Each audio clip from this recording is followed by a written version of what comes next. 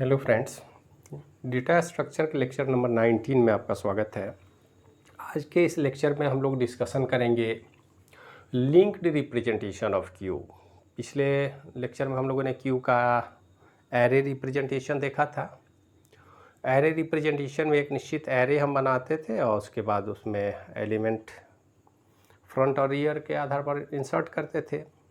Rule वही है, first in first out. Q है तो क्यू में फर्स्ट इन फर्स्ट आउट का ही कॉन्सेप्ट चलेगा। लेकिन अगर कंप्यूटर के प्रोग्राम में इम्प्लीमेंट करना हो क्यू को, तो स्वाभाविक है कि हमारे पास जो डेटा स्ट्रक्चर उपलब्ध है, डेटा स्ट्रक्चर हमारे पास उपलब्ध है प्रोग्रामिंग में अगर हम बात करें तो हम बना सकते हैं एरे या फिर हम लिंक लिस्ट बना सकते हैं। तो आज के डिस्कशन में हम लोग लिंक लिस्ट के पर क्यू को इम्प्लीमेंट करने की कोशिश करेंगे और उसके लिए जो एल्गोरिदम है उस पर हम लोग डिस्कशन करेंगे। एल्गोरिदम हमने लिख दिया है। आप एक कॉन्सेप्ट देखिए कि ये हमने बनाया है एक लिंक लिस्ट। लिंक लिस्ट में आप जानते हैं कि एक नोड बनता है।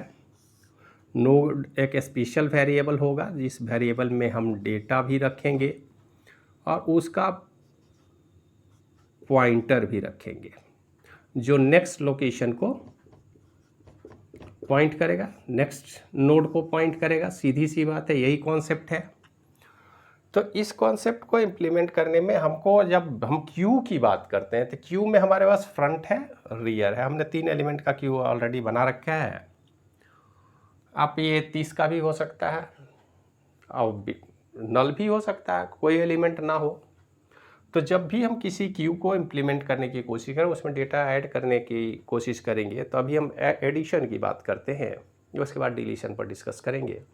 तो एडिशन का एल्गोरिदम ये हमने लिख रखा है। जरा सा देखिए ये करता क्या है। सबसे पहला स्टेप 1 में हमें क्या करना है, allocate memory for the new node and name it as PTR. एक नया नोड हम बनाएंगे और इस नोड का ही नाम हमने पीटीआर रख दिया। अब यहाँ पर हम लिंक बनाएंगे और ये जो नोड है इसका नाम रखे हमने पीटीआर।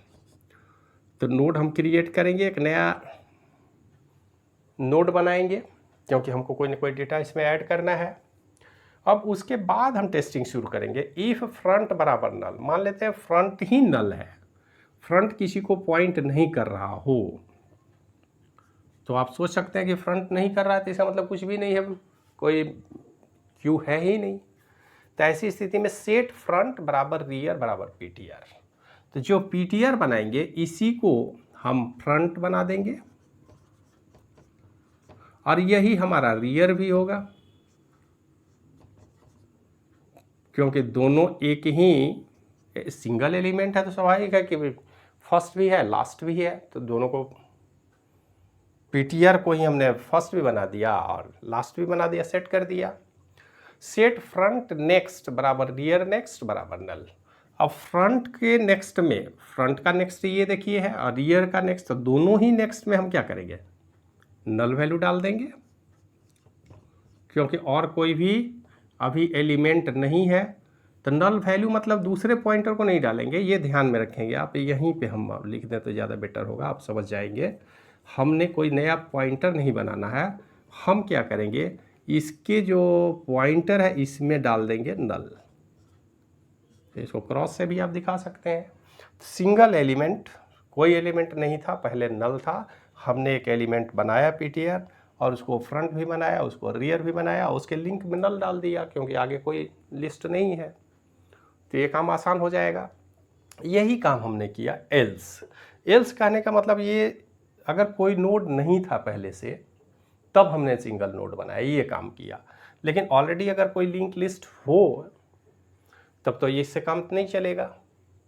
तो इफ फ्रंट अगर नल नहीं है तो हम इस ब्लॉक में जाएंगे नहीं। देखिए ये जो ब्लॉक है ये यहीं पे ख़त्म हो जाएगा, फिर हम इस ब्लॉक की बात करेंगे। अब इस ब्लॉक में चले जाएंगे। एल्स अगर नल नहीं है तो वो किसी पॉइंट पर पॉइंट कर रहा है, तो set rear next to PTR. अब रियर का ये है नेक्स्ट, तो यहाँ पर हम क्या करेंगे, इसको जो हमने पॉइंटर बनाया है जिसमें डेटा स्टोर किया है इसको पॉइंट कर देंगे। सेट रियर बराबर पीटीआर। अब रियर को हम क्या करेंगे, यहाँ से हटा करके रियर को इससे पॉइंट करा देंगे। सेट रियर नेक्स्ट बराबर नल। अब रियर के नेक्स्ट में यहाँ क्या डालना होगा हमको, नल। जो नल पहले यहाँ था, इस पॉइंटर को इससे पॉइंट किए। ये जो हमने पीटीआर बनाया है उसको लास्ट में, क्योंकि हमें पता है कि एक लिंक लिस्ट में हम रियर पोजीशन में ही डेटा इंसर्ट कर सकते हैं, बीच में नहीं डाल सकते, पहले नहीं डाल सकते। जब भी करेंगे तो हम लास्ट में ही ऐड करेंगे। तो रियर में ही हम कोई मॉडिफिकेशन करेंगे, ये ध्यान में रखना है। इसमें फ्रंट में कोई छेड़छाड़ करने की ज़रूरत नहीं है। और रियर नेक्स्ट बराबर नल करके हम बाहर आ जाएंगे, हमारा काम हो जाएगा। सिंपल सा कॉन्सेप्ट है।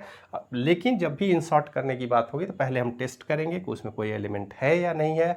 अगर नहीं है तो हमारे पास जो नया नोड बनाएंगे, इस नोड को ही फ्रंट और रियर और इसके लिंक को हम नल कर देंगे।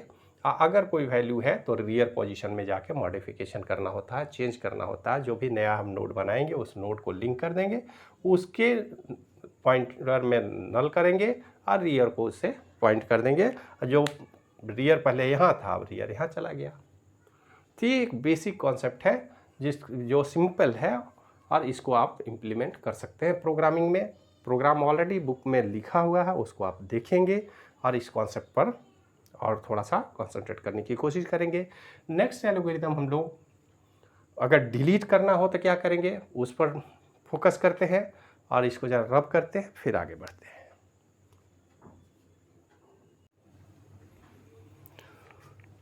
आगे हम लोग अब हमारे पास दूसरा प्रश्न है कि हमको एक लिंक लिस्ट है और इस लिस्ट से किसी एलिमेंट को बाहर निकालना है।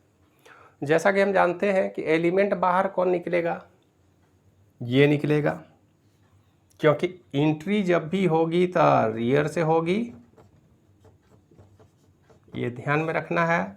और एग्जिट जब भी होगा तो यहाँ से होगा। मतलब सीधी सी बात है कि हमको इस एलिमेंट को जो फ्रंट से अटैच्ड है उसको रिलीज करना होगा, उसको निकालना होगा।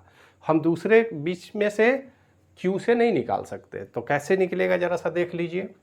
सबसे पहले हम काम करेंगे स्टेप 1 में, पहले तो टेस्ट करेंगे इफ फ्रंट बराबर नल।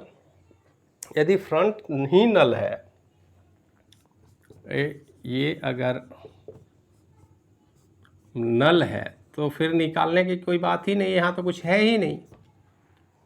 तो अगर क्यू में कोई भी नहीं है तो किसको निकालेंगे आप, तो right underflow go to step 5। Step 5 में जाकर के हम इंट कर जाएंगे। यहाँ पर स्टेप 4 होगा, ये होगा स्टेप 5। तो स्टेप 5 में हम चले जाएंगे। हम क्यू में गए, फ्रंट नल था, कुछ भी एलिमेंट नहीं था, हम अंडर फ्लो लिख दिया, उसमें कोई डेटा नहीं है, बाहर आ गए। लेकिन यदि ये हमारा जो क्यू है ये सामने है, अगर इसमें से किसी को निकालना हो तो हमें क्या करना होगा। तो देखिए अब करते क्या है, एक पीटीआर पॉइंटर है हमारे पास। ये क्या करता है, एक नोड को क्रिएट किए हुए है। अब इस नोड को हमें हटाना, लेकिन नोड नया बनाना नहीं है, तो नया क्रिएट हम नहीं कर रहे हैं। हम क्या कर रहे हैं, इस पीटीआर जो हमारा पॉइंटर है, इस पॉइंटर को हम लेके जाएंगे सेट पीटीआर बराबर फ्रंट। अब इसको क्या करेंगे, फ्रंट का वैल्यू यहाँ ले लाएंगे, सेट पीटीआर बराबर फ्रंट। तो ये जो नया नोड हमने बनाया इसमें देखिए इसकी कॉपी हमने कर ली। अब सेट फ्रंट बराबर फ्रंट नेक्स्ट। अब फ्रंट को हम क्या करें, फ्रंट नेक्स्ट को क्लिक करने लगेंगे। इसको अब हम फ्री कर दिए। अब हमारा पॉइंटर ये पीटीआर इसको पॉइंट कर रहा है और फ्रंट इस नेक्स्ट को पॉइंट कर रहा है। उसके बाद स्टेप 4 में हमने क्या किया, फ्री पीटीआर। अब फ्री का मतलब क्या है कि इसको हटा दिया हमने, इस मेमोरी को ही फ्री कर दिया। तो पीटीआर हमारा हट गया, यहाँ पर अब कुछ भी नहीं है, टेम्पोररी वेरिएबल की तरह ही काम कर रहा है। तो पॉइंटर को हमने फ्री कर दिया। अब हमारा ये जो लिंक है ये क्यू से बाहर जा चुका है, इस वैल्यू से अब हमको कोई मतलब नहीं, इसको हमने फ्रंट से बाहर निकाल लिया। ये अलग बात है कि यहाँ पर हमने कोई कॉपी नहीं किया है। जब भी डेटा निकालेंगे तो कहीं ना कहीं लेके जाएंगे, अगर ज़रूरत होगी तो, या डिलीट करना है हमको, कोई ज़रूरत नहीं है तो डिलीट कर दिए। तो यहाँ पर हमने क्या किया कि एलिमेंट को ptr को फ्रंट के से पहले लिंक किए, उसके बाद अब फ्रंट को हम फ्रंट के नेक्स्ट लिंक में भेज दिए और ptr को फ्री कर दिया। यही 3 स्टेप है जो हम काम करेंगे डिलीट का, और उसके बाद हमारा एल्गोरिदम इंड हो जाएगा। तो ये बहुत ही सिंपल सा एल्गोरिदम है। एग्जामिनेशन में एल्गोरिदम निश्चित रूप से पूछा जाता है, इसलिए एल्गोरिदम पर विशेष हमने कंसंट्रेशन किया है। एल्गोरिदम अगर आप ठीक से समझ गए तो फिर इसके बाद बुक में प्रोग्राम दिया हुआ, उस प्रोग्राम को समझेंगे, आसानी से समझ में आ जाएगी कि किस स्टेप में हम क्या काम कर रहे हैं, और आसानी से इस काम को किया जा सकता है। तो आज हम लोगों ने डिस्कशन किया है किसी भी क्यू में जो लिंक लिस्ट से बना हुआ है उसमें कैसे एंट्री करेंगे, इंसर्ट करेंगे, कैसे डिलीट करेंगे। अब एक और पॉइंट रह जाता है खास करके क्यू में, इसका एप्लीकेशन क्या है। तो एप्लीकेशन पर डिस्कशन करते हैं, इसको पहले रब करते हैं फिर आगे बढ़ते हैं।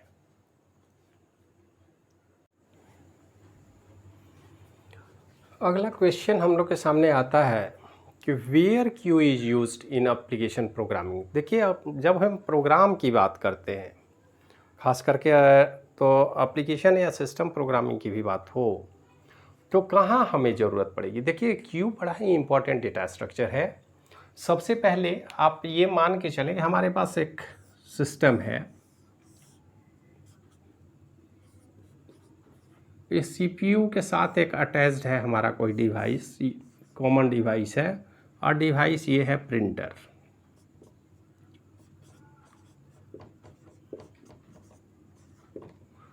तो प्रिंटर में हम जानते हैं कि आज का हमारा कंप्यूटर तो अलग अलग मल्टीटास्किंग मोड है। हमने वर्ड भी खोल लिया है, एक्सेल भी खोल लिया है, और भी कोई एप्लीकेशन खोल रखा है, 2-4 फाइल एक ही एप्लीकेशन के खोल रखे हैं, और सबको हम प्रिंट ऑर्डर दे दें।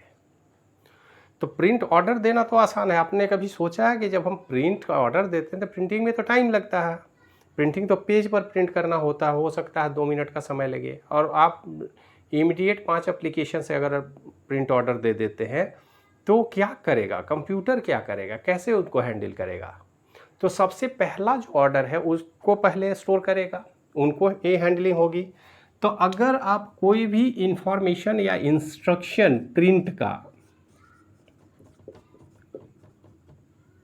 देते हैं प्रिंटर को, तो इसके पहले हमको एक क्यू बनाने की ज़रूरत होगी, और इस क्यू में हम अलग अलग फाइल का सीक्वेंस स्टोर कर लेंगे according to your instruction, according to users' choice. और ये क्यू ही है जो अलग अलग फाइल को अलग अलग प्रिंट करता है, क्योंकि प्रिंट ऑर्डर भले ही आपने दे दिया लेकिन आपने कोई ऑर्डर में दिया है, और हर फाइल के लिए एक निश्चित ऑर्डर को मेंटेन करना है ताकि एक फाइल की इन्फॉर्मेशन एक साथ प्रिंट हो। ऐसा तो नहीं हो सकता कि 2-3 फाइल आपने प्रिंट कर दिया, बीच बीच में दूसरा फाइल का कंटेंट आ जाए, फिर तीसरे फाइल का कंटेंट आ जाए, तब तो गड़बड़ हो गई। तो इससे बचने का सबसे आसान तरीका है प्रिंटर। हम जानते हैं हमारे कंप्यूटर में प्रिंटर एक ही होता है, डिस्क एक ही होता है, सीपीयू एक ही होता है, उसको रिसोर्स को शेयर करना होता है। तो शेयर होने वाले रिसोर्स में बिना क्यू का आप ऑपरेशन नहीं परफॉर्म कर सकते हैं, और क्यू बहुत ही इंपॉर्टेंट डेटा स्ट्रक्चर है। अगर सीपीयू के अंदर आप जाएंगे, प्रिंटर के ड्राइवर की बात होगी, बफर बनाना होगा, मतलब सिस्टम लेवल की प्रोग्रामिंग करेंगे तो निश्चित रूप से क्यू डेटा स्ट्रक्चर को फॉलो करना होगा आपको, इसके बगैर संभव नहीं है। और ऐसा नहीं है कि सिस्टम प्रोग्रामिंग में ही बात होगी। Transfer data between 2 processes, 2 process है, अगर दोनों के बीच डेटा ट्रांसफ़र करने की बात है, या किसी भी तीसरे एप्लीकेशन को ट्रांसफ़र कर रहे हैं, तो उनके लिए आईओ बफर हो, फाइल इनपुट आउटपुट का हो, या पाइपलाइनिंग का कॉन्सेप्ट आज के डेट में पैरेलल कंप्यूटिंग का है। तो पैरेलल अगर 2-4-5 काम कर रहे हैं तो निश्चित रूप से हमको क्यू की ज़रूरत होती है, जो आपको बिल्कुल ध्यान में रखना है कि इस तरह हायर लेवल के प्रोग्रामिंग में जब आप मूव करेंगे तो आपको क्यू डेटा स्ट्रक्चर की ज़रूरत पड़नी ही पड़नी है, इसके बगैर आप कोई काम नहीं कर सकते हैं। इसके बाद used as buffer in video player. देखिए, वीडियो प्लेयर में क्या होता है, कोई भी ऑडियो या वीडियो प्लेयर दोनों की अगर हम बात कर लें, तो मान लेते हैं कोई एक ऑपरेशन को आपने प्ले कर दिया, कोई सॉन्ग को या वीडियो को, तो आप क्या सोचते हैं कंप्यूटर में सिर्फ आपका प्लेयर ही काम करता है। एक्टिव टाइम कंप्यूटर में 100 से 150 प्रोसेस एक्टिव होते हैं, काम करते रहते हैं, लगातार काम करते रहते हैं। तो इनको ऑर्डर वाइज वीडियो को अरेंज करना, जब भी आउटपुट और भेजना हो प्रोसेस करके, तो उनके लिए एक क्यू हम बनाएंगे ताकि फर्स्ट इमेज के बाद सेकंड इमेज, थर्ड इमेज, उसमें कभी भी सिंक्रोनाइजेशन जो है वो मेंटेन होना चाहिए। और सिंक्रोनाइजेशन को मेंटेन करने के लिए वीडियो प्लेयर में हमको क्यू की ज़रूरत होती है। या कोई प्लेलिस्ट, अगर हमको ऑडियो वीडियो प्लेयर में जनरली हम लोग क्या करते हैं, प्लेलिस्ट बना देते हैं, first second third fourth fifth 4-5 गाने का या वीडियो का एक लिस्ट बना लेते हैं, और जो अकॉर्डिंग टू देयर ऑर्डर वो प्ले होते रहते हैं। तो प्लेलिस्ट भी बनाना है तो आपको क्यू की ज़रूरत होगी। या ऑपरेटिंग सिस्टम में जब भी हम इंटरप्ट हैंडलिंग की बात करते हैं, तो जैसा कि हम जानते हैं कि मान लेते हैं सीपीयू है, अलग अलग यूजर अलग अलग टाइम में इंटरप्ट भेज दिए, लेकिन यहाँ पर सीपीयू तो एक ही है, माइक्रो प्रोसेसर। अब इस पूरे को सीपीयू हम बोल रहे हैं तो इसको हम बोल रहे हैं माइक्रो प्रोसेसर। अब ये पहले आए हुए इंटरप्ट को कैसे डिसाइड करेगा, तो अकॉर्डिंग टू देयर अराइवल एक क्यू हम बना लेते हैं ताकि हमको आसानी से पता चल जाए कि कौन सा इंटरप्ट पहले आया है और किसको क्या सर्विस देनी है। अगर उनकी प्रायोरिटी सेट नहीं है तो अकॉर्डिंग टू अराइवल ही उनको प्रोसेस करने की इजाज़त है, और ये काम हम बिना क्यू का नहीं कर सकते। तो क्यू एक बहुत ही इंपॉर्टेंट डेटा स्ट्रक्चर है जिसकी प्रोग्राम में हमें ज़रूरत पड़ेगी हर उस जगह पर जहां first come first serve service देना हो, चाहे एप्लीकेशन में हो, सिस्टम प्रोग्रामिंग में हो। आप जहां भी प्रोग्राम बनाएंगे तो क्यू डेटा स्ट्रक्चर को ध्यान में रखेंगे। क्यू को इम्प्लीमेंट आप एरे से कर सकते हैं, लिंक लिस्ट से कर सकते हैं, जो सुविधाजनक हो उसके एल्गोरिदम को याद रखेंगे। और प्रोग्राम की कोडिंग इतना आइडिया है तो फिर कोडिंग भी आप धीरे धीरे बुक में देख लें, समझ लें, ताकि उसको फिजिकल वर्ल्ड में प्रोग्रामिंग में आप इस्तेमाल कर सकें। तो ये कहानी थी क्यू की, जिस पर हम लोगों ने डिस्कशन किया। अब नेक्स्ट लेक्चर में फिर हम लोग स्ट्रिंग के विषय में डिस्कस करेंगे, ट्री स्ट्रक्चर है, और भी बहुत सारे टॉपिक हैं जिस पर डिस्कशन करना ज़रूरी है। तो इस वीडियो लेक्चर को ज़्यादा लंबा नहीं करते हुए यहीं रोकते हैं। मिलते हैं नेक्स्ट लेक्चर में, तब तक के लिए धन्यवाद।